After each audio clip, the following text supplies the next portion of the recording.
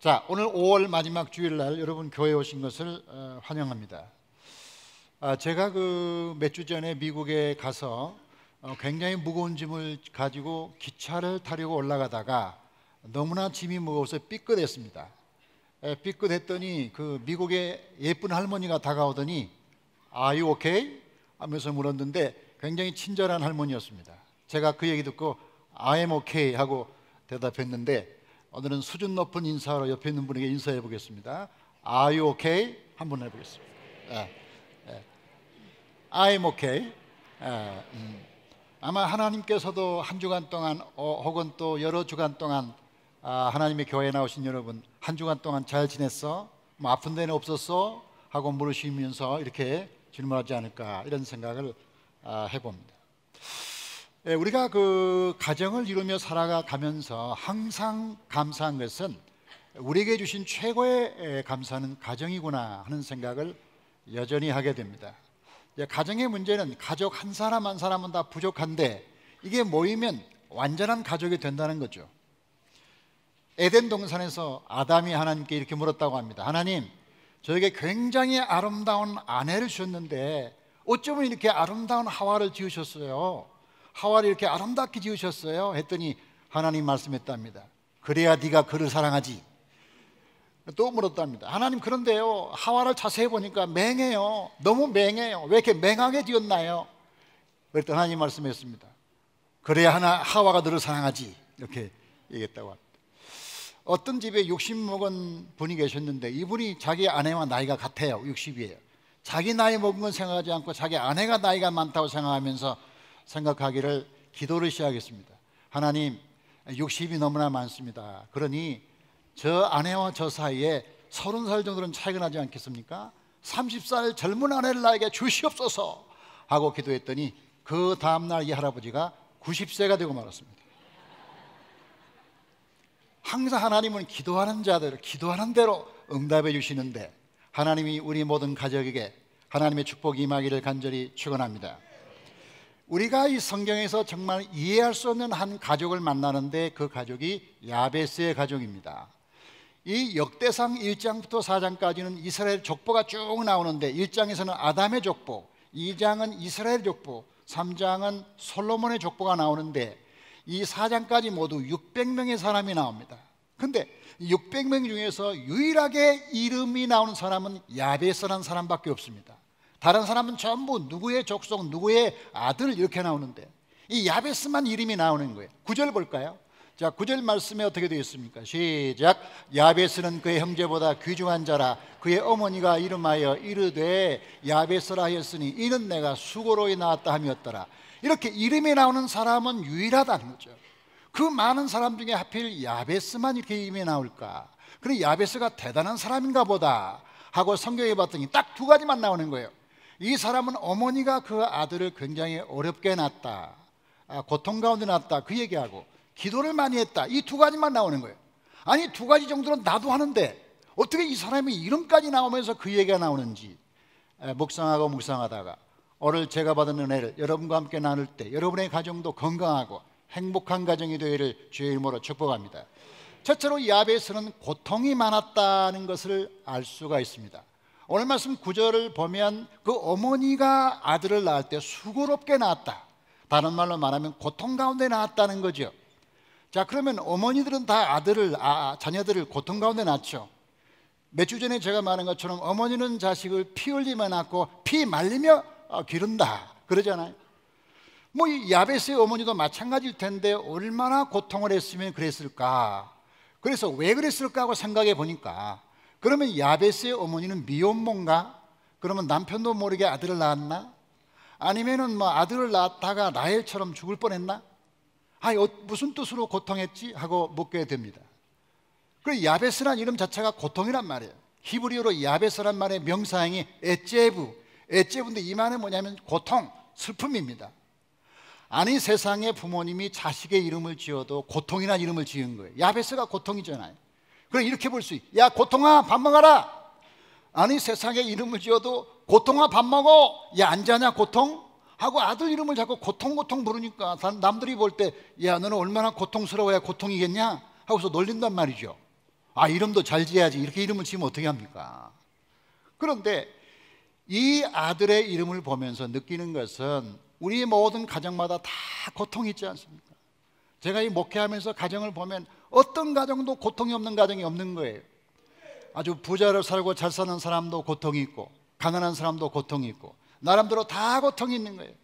아니, 권사님 왜 교회 안 나와요? 하면 아이고 제가 허리가 아파가지고요, 이 교회에 앉아 있을 수가 없어요, 미안해요 하면서 못 나온 분도 계시고, 또 어떤 분은 우리 어머니 좀 위해서 기도해 주세요, 지금 3번째 항암 주사를 맞는데요, 너무 어머니가 힘들어요, 제가 대신 맞을 수도 없고 어떻게 하죠? 우리 어머니 위해서 기도해 달라고 그런 분도 또 계십니다. 또 어떤 분은 목사님 지난주까지 아버지가 건강했는데요, 이번 주에 갑자기 아파가지고 돌아가셔서 제가 시골에 갑니다. 아니, 지난주까지 건강한 아버지가 돌아가셨다는 거예요. 또 어떤 권사님은 또 저기 멀리 여행을 또 기쁘게 모처럼 갔는데 사고가 나가지고 자기가 탄 차가 앞에 차를 부딪혀가지고 거의 죽을 지경까지 고통스럽게 온몸이 멍이 들어가지고 병원에 있는 겁니다. 어떤 아이는 태어날 때부터 아파가지고 아기 때부터 병상에서 엄마가 간호한 사람이 있는가 하면, 어떤 남편은 40도 못 돼서 일찍 하나님이 부르심을 받는 가정도 있고, 또 어떤 가정은 3수 4수에도 대학에 제대로 못 들어가는 사람도 있고, 어떤 사람은 이런저런 많은 고통의 경험을 안 하는 가정이 없다. 제가 지난 화요일날 이 석가탄일 때 휴일날 고향에 갔잖아요. 저희 아버지가 93세인데 의자에 앉아있다가 옆에 넘어져가지고 여기를 다친 거예요. 그래서 기부스를 했는데 의사가 말하기를 연세가 많으니까 수술 못하니까 약을 드시고 좀 참으라고. 이게 참아지나요? 아이고 아프다, 아이고 아프다 계속 근데 우리 어머니는 또 얼마 전에 또 다리 수술해가지고 다리가 아프거든요. 다리 아프다, 다리 아프다. 여러분, 안 믿는 집이 그런 게 아니라요, 아버지는 장로님이고 어머니는 권사님이고 아들은 목사잖아요. 그러면 이런 가정은 좀 봐줘야잖아요, 하나님이. 아니, 다른 가정 많이 봐주는 것 같은데 우리 가정은 안 봐주시는 것 같잖아요. 그래, 얼마나 기도하겠어요? 제가 부모님을 위해서 얼마나 기도하겠어요? 근데 아무리 기도해도 우리 아버지 다친 거 막을 수가 없고, 우리 어머니 다리 아픈 거 고쳐드리지 못합니다. 이게 뭡니까? 이 고통이라는 것은 모든 가정의 현실이에요. 우리가 지금 믿음으로 살고 말씀으로 살아도 아픈 사람이 있고, 또 실패한 가족도 있고, 다친 사람도 있고, 암에 걸린 사람이 있을 수 있습니다. 그럼 어떻게 할꼬? 우리가 살아가면서 이 고통을 없앨 수 없다면 고통을 이기는 방법을 알아야 되지 않겠어요? 고통을 없앨 수 있으면 제일 좋은데, 없앨 수 없다면 그 다음에 차선책이 뭐냐면 고통을 이기는 방법을 알아야 된다 이거죠. 어떻게 이기느냐? 첫 번째로 고통을 잘 받아들여야 한다. 자, 우리 가정에 고통이 있는 것을 우리가 운명이기 때문에 아니라 성경이 말하고 있기 때문에 받아들여야 된다. 전도서 봅시다. 전도서 7장 14절 시작. 형통한 날에는 기뻐하고 곤고한 날에는 되돌아보라. 이 두 가지를 하나님이 병행하게 하사 사람이 그의 장래의 일을 능히 헤아려 알지 못하게 하셨느니라. 자, 어떤 사람이 곤고한 날을 좋아해요? 어떤 사람이 고통스러운 날을 좋아하겠어요? 근데 문제는 뭐냐? 하나님이 형통한 날과 고통스러운 날을 병행하게 하셨다. 우리가 병행한 게 아니잖아요.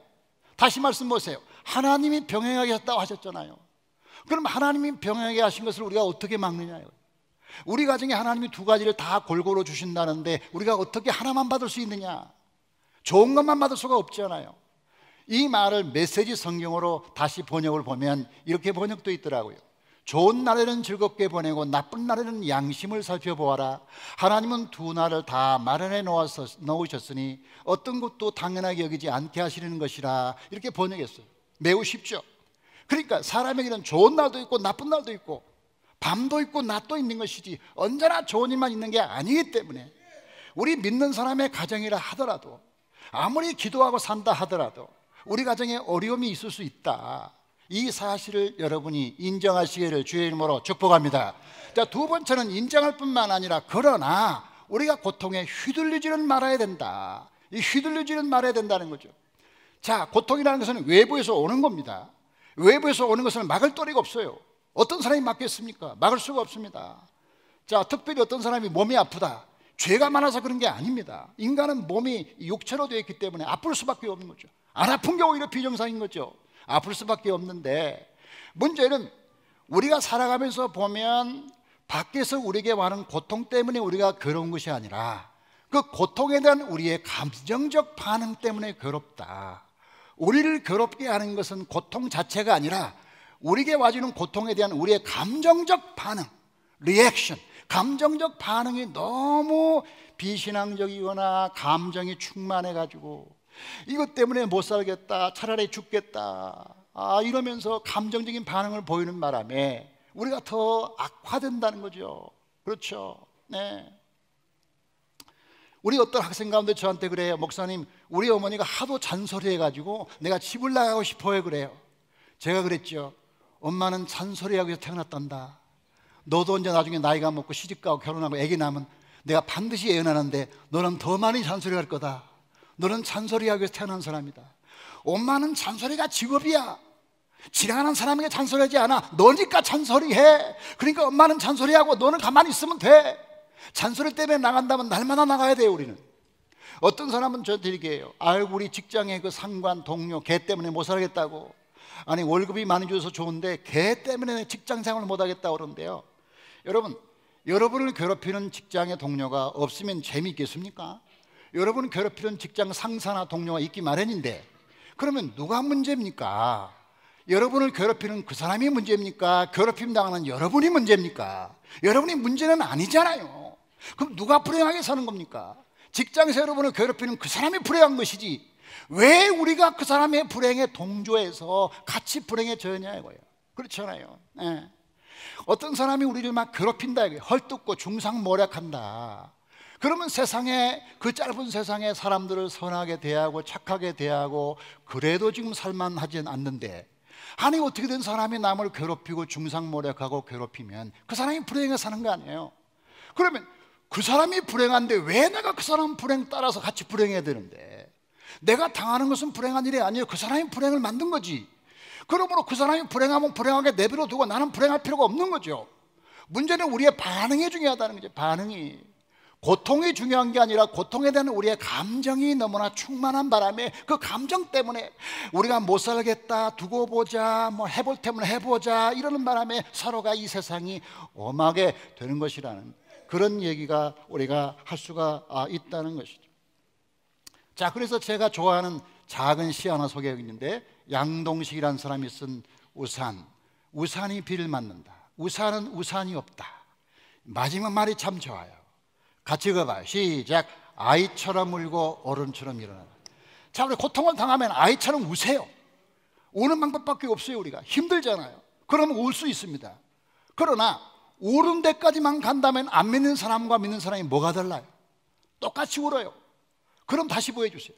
그럼 우리가 어린아이처럼 울지만 어른처럼 일어나라, 이게 중요하잖아요.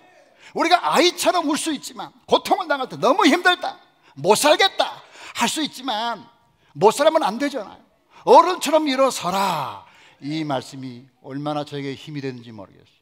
여러분 가운데 찾아오는 많은 고통 있지만 휘둘리지 말고 담대하시기를 주의 이름으로 축복합니다. 우리가 고통의 문제에 대해서 한 가지 또 기억할 것은, 아니 그러면 하나님 우리에게 고통을 주시는데, 아니 세월호처럼 아무 죄 없는 사람들이 값지 죽고, 뭐 광주 사태처럼 뭐 군인들이 가가지고 사람 막 죽이는데 왜 하나님 안 막으시나요? 왜 그런 불행을 안 막아주시죠? 왜 하나님 우리에게 고통을 좀 면제 안 해주시죠? 라고 물을 수가 있어요. 저도 역시 거기에 대해서 질문하고 있고 아직 명백한 해답은 없어요. 그러나 이 책이 도움이 됐어요. 이 책, C.S. 루이스의 고통의 문제, 이 책은 이 고통의 문제에 관한 가장 좋은 고전이다, 이렇게 말합니다. 그럼 이 사람이 뭐라고 말했냐? 자, 하나님이 사랑이시지만 하나님의 사랑은 다만 친절한 사랑이 아니다. 하나님은 우리 할아버지가 아니라 아버지다, 이런 얘기예요. 이분의 얘기를 직접 한번 읽어볼까요? 자, 하나님은 사랑이시지만 그 사랑은 친절한 사랑이 아니라 책임적인 사랑이다.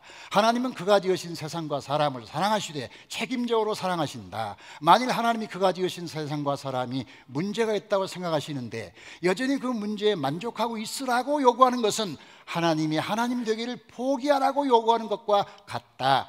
하나님이 하나님이시기 때문에 우리와 세상의 죄와 실수를 거절하고 계산할 수밖에 없다. 그렇게 될 때 하나님은 사랑은 책임적이 되며 하나님은 그렇게 할 자격과 권리가 있다. 하나님은 우리 할아버지가 아니라 아버지시다 하는 거죠. 이 마지막 문장이 재밌어요. 저도 할아버지가 됐는데요, 할아버지가 돼 보니까 너무 손자가 예쁜 거예요. 제가 한 번도 손자를 나무란 적이 없어요. 나무란 적이 없는 많은 이유 중에 하나가, 내가 만약에 손자를 나무라면 며느리한테 혼나요. 내가 눈치 없이 애한테 혼내면요, 아니 아버님 애기 주눅 들지 마세요 이렇게 얘기할 것이 뻔해. 아직은 제가 그렇게까지 안 나왔는데, 그런데 여러분 아버지는 그렇게 않잖아요. 야 이놈아 그렇게 하면 안 돼 소리 질러가지고 대부분의 사람들이 아버지에 대한 추억이 안 좋아요. 왜냐, 아버지가 항상 나무래시니까. 그런데 지금 생각해보면 그 아버지 때문에 우리가 요만큼 된 거예요. 아버지가 야 그러면 안 된다, 너 혼날래, 너 맞아볼래 이러는 바람에 우리가 잘못된 일을 안 하다가 여기까지 온 거니까요. 여러분, 주기도문에 하나님 우리 할아버지 안녕하십니까 그랬습니까? 주기도문에 하늘에 계신 우리 할아버지 안녕하세요 그런 건 없어요. 뭐라고 되어 있어요? 하늘에 계신 우리 아버지. 그러니까 아버지는 책임적이야. 친절한 사랑이 아니야. 책임적 사랑하시는 거야. 잘못되면 나무래. 그럼 우리가 고통을 당할 때 하나님은 우리에게 고통을 주시는 건 아니지만 고통을 허락하세요. 이 C.S. 루이스의 표현에 의하면 하나님은 우리에게 고통을 주시는 게 아니라 고통을 허락하실 수 있다. 근데 허락하실 때 반드시 선한 목적으로 허락하시고, 그리고 감당할 만큼만 주신다. 그리고 반드시 이 고통을 이기게 하신다. 이게 중요한 거예요. 여러분, 우리가 고통을 당할 때 힘들지만 어떤 교인이 아이 목사님 죽을 지경이에요. 제가 볼 때 그 정도는 그 집이 감당할 만해요. 아 목사님 너무나 힘들어 죽을 지경이에요. 아니야, 당신이 할 만하니까 하는 거야. 하나님이 내가 보니까 다 할 만하니까 주는 거야. 요거 이겨내면 그 다음에 또 이겨. 그렇게 말할 수가 있는 거죠. 하나님이 반드시 선한 동기로, 선한 목적으로 고통을 가끔 허락하실 때 그것 또한 하나님의 권한이고 하나님의 권리고 하나님의 아버지 되심의 선포죠. 그래서 우리가 잘 받아들이면 하나님께서 우리를 훈련하실 줄로 믿습니다. 우리가 고통을 당할 때 반드시 하지 말아야 할 게 있는데 그게 뭐냐면 탓을 돌리는 겁니다. 이 야베스를 자세히 보면 야베스가 고통 가운데 태어났지만 그의 부모를 원망하거나 어머니 때문에 아버지 때문에 그랬다는 말을 찾을 수가 없어요. 가끔 교인들을 보면 나이가 40이 50이 돼도 이렇게 많은 사람 많아요. 우리 아버지가 좀 더 잘 살았으면 내가 대학에 갔을 텐데, 우리 어머니가 잘 가르쳤으면 내가 더 좋은 사람들 있을 텐데, 그때는 말 안 들어놓고 그때는 공부하라 해도 공부 안 해가지고 자기가 대학 안 갔으면서 아버지 책임을 돌리는 사람이 지금도 우리 교회 말고 다른 교회 가면 있어요. 아, 이런 사람들은 이게 해볼 수가 없는 거야. 늘 이 사람은 책임을 돌리기에 급급해. 이 사람은 모든 교육의 문제는 교육감의 문제입니다. 이 사람의 모든 목회, 교회의 문제는 목사 책임입니다. 나라가 잘못되면 대통령 책임입니다. 이번에 회담 잘못되면 트럼프 책임입니다. 자꾸 책임을 돌리는데, 물론 그들이 잘해야 되지만 중요한 것은 어떤 경우에도 우리가 책임을 돌리고 책임을 지는 사람이 되어야지 책임을 돌리는 사람이 되어서는 안 된다. 야베스가 그 고통에도 불구하고 어머니한테 책임을 돌린 적이 없잖아요. 자기 자신이 직면하잖아요. 고통과 싸워 이기잖아요. 그래가지고 승리하게 되는 것이다. 자, 마지막에 야베스가 잘한 게 있는데 기도로 승리했다는 겁니다. 자, 따라합시다. 야베스는 기도로 승리했습니다. 우리가 4장 10절 보세요. 4장 10절. 자, 4장 10절 말씀 보여봐. 4장 10절 말씀. 4장 10절. 4장 역대상 4장 10절 있죠? 자, 시작. 야베스가 이스라엘 하나님께 아뢰어 이르되 주께서 내게 복을 주시려거든 나의 지역을 넓히시고 주의 손으로 나를 도우사 나로 환난을 벗어나 내게 근심이 없게 하옵소서 하였더니 하나님이 그가 구하는 것을 허락하셨더라. 여러분, 야베스가 무엇으로 봐도 자기에게 주어진 고통을 이길 능력이 없어요. 뭐 인격이 좋다든지 능력이 많다든지 그렇게 볼 수가 없어요. 특별한 사람은 아닌 것 같아요. 그럼 야베스가 자기의 고통을 이겨내는 비결이 뭐냐? 성경이 말하고 있는 것은 그가 기도하였더니, 여기에서 답을 찾을 수가 있다. 그는 어떤 기도를 드렸나? 3가지 기도를 드렸는데 여기 10절 말씀 보면 첫째로 나의 지경을 넓혀주시고, 두 번째로 나의 환난을 벗어나게 해주시고, 그 다음에 주님의 손으로 나를 도와주시옵소서 라고 기도했다. 근데 요즘 많은 사람들이 이 기도를 보고 말하기를 굉장히 수준 낮은 기도다, 굉장히 기복적인 기도라고 이렇게 얘기를 해요. 여러분, 기도는 수준 낮은 기도와 수준 높은 기도가 없습니다. 3살 먹은 아이는 3살 먹은 대로 말하고 10살 먹은 아이는 10살 먹은 대로 말하지, 그 나름의 수준이 있는 거지 네가 잘하면 되지 남의 기도를 평가할 수는 없는 거예요. 각자의 수준이 있는 거니까. 수준은 일정하지 않잖아요, 나이가 다른 것처럼. 그렇기 때문에 기도에 어떤 표준이 없는 거예요. 기도는 자기가 꼭 필요한 것을 하나님께 아뢰고 하나님의 도움을 받는 것이기 때문에 어떤 경우든지 기복적이에요. 근데 정확히 말하면 시복적이에요. 기복적이라는 말은 내가 달라는 거고, 시복적은 베푸는 거예요. 하나님이 베풀 때 받는 게 기도예요. 우리가 하나님이 베풀 때 안 받는 게 기도가 아니고, 하나님이 베풀 때 감사로 받는 게 믿음이고 겸손인 거죠. 어떤 사람은 말하기를 우리가 인류 구원과 남북 통일만 위해 기도해야 좋은 기도라고 생각해요. 그렇지 않아요. 우리의 가장 좋은 기도는 우리에게 필요한 것을 구하는 기도인데, 우리가 구할 때마다 우리의 구하는 것과 생각하는 것보다 넘치도록 하나님이 기도를 응답하실 줄로 믿습니다. 반드시 그러는데 이 시편 2편 8절을 보세요. 자, 우리가 기도하면 하나님이 어떤 걸 주시나요? 내게 구하라. 내가 이방 나라를 내 유업으로 주리니 내 소유가 땅끝까지 이르리로다. 여기 이방 나라는 옛날 성경으로 보면 열방으로 되어 있죠. All nation. 하나님은 우리는 하나님께 대학에 합격하게 해주세요, 사업 잘 되게 해주세요, 아들 건강하게 해주세요, 이런 정도로 기도하지만 하나님 우리에게 주신 것은 열방을 주신다는, All nation, 모든 나라를 주신다는 말. 이 말은 우리의 기도하는 것보다 그분이 훨씬 많은 것을 우리에게 주신다, 이 사실을 믿습니까? 스갈에서 봅시다. 스갈에서 보니까 큰 산아 내가 무엇이냐, 내가 수룹바벨 앞에서 평지가 되리라. 우리 다음 주부터 스가랴 말씀을 통해서 말씀을 나눠요. 근데 스가랴서에 보면 한번 따라해 볼까요? 나의 신으로 되느니라. 다 같이 나의 신으로 되느니라. 이 스가랴의 말씀을 통해서 하나님의 신과 하나님의 능력을 우리가 경험하게 될 것인데, 여기 보니까 큰 산아 내가 무엇이냐, 내 앞에서 평지가 되리라. 이게 기도라는 거죠. 그래서 우리가 기도를 통해서 하나님의 능력을 구해야 되는데, 이 야베스가 자기 고통에서 벗어난 이유는 다른 게 아니라 기도다 이거지. 기도는 다른 말로 뭐냐, 자기 한계를 벗어나는 하나님의 방법이에요. 우리가 자기 한계 속에 살아요. 우리 존재론적인 한계, 육체적인 한계, 정신적인 한계, 다 한계가 있잖아요. 이 한계를 벗어날 도리가 없어요. 우리는 우리 힘으로. 마치 파리가 태평양을 날개 쳐서 미국에 갈 수 없는 것 같아요. 파리가 미국 가려면 딱 한 가지 방법이 있어요. 김포나 인천을 두리번거리다가 잘생긴 사람의 옷 속에 쏙 들어가가지고 가만히 주무시고 있으면 12시간이 지나면 샌프란시스코에 도착해요. 파리는 아무것도 한 것이 없는데 그냥 비행기만 탄 거예요. 그러니까 우리는 아무 능력이 없는데 하나님이 도와주셔야만 되는데, 하나님이 여러분을 도와주시기를 주의 이름으로 축복합니다. 저는 이 모든 가정들이 많은 고통이 있다는 사실을 다시 한번 말씀드립니다. 여러분에게만 고통이 있는 게 아니에요. 정말 이걸 믿으세요. 제가 신방을 너무 많이 하니까 알아요.